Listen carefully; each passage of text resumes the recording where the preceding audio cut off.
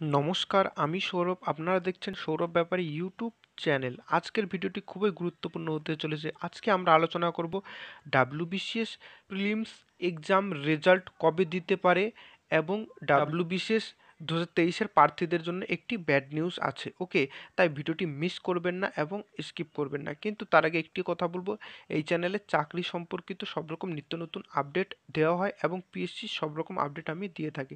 তাই চ্যানেলটিকে সাবস্ক্রাইব করে পাশে থাকা বেল আইকনটি প্রেস করে দেবেন এবং যেসব পিডিএফ আমি ভিডিওতে ইউজ করি সেগুলো সব আমার টেলিগ্রাম চ্যানেলে পেয়ে যাবেন। টেলিগ্রাম চ্যানেলের লিঙ্ক ডেসক্রিপশানে আছে, জয়েন হয়ে যাবেন। তাহলে চলুন দেরি না করে শুরু করা যাক।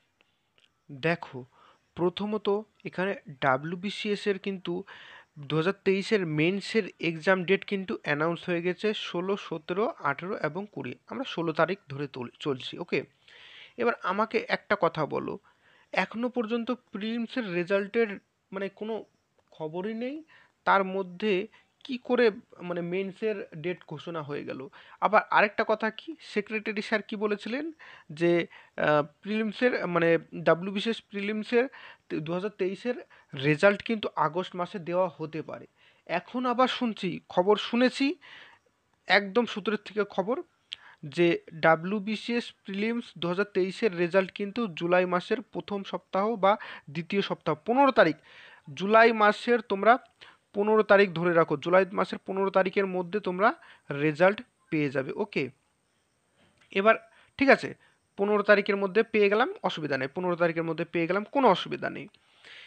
এবার এখানে কথা হচ্ছে ডাব্লিউবিসিএস মেন্স কিন্তু 16 আগস্টে হতে চলেছে।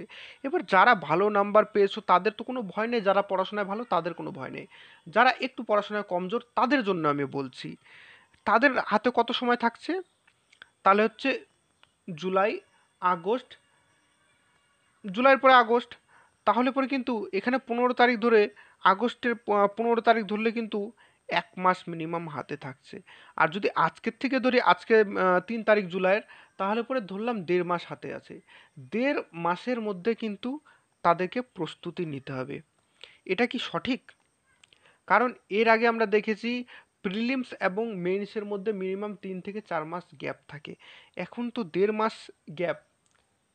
তাহলে পরে কিন্তু আমি কিন্তু বলছি, যারা কিন্তু এখন রেজাল্টের আশায় বসে আছো, তোমরা কিন্তু মেন্সের জন্য তৈরি হও। কারণ মেন্স তোমাদের এখানে ডাব্লিউবিসিএস মেন্স লেখা আছে 16, 17, 18, 19, 20 তারিখ।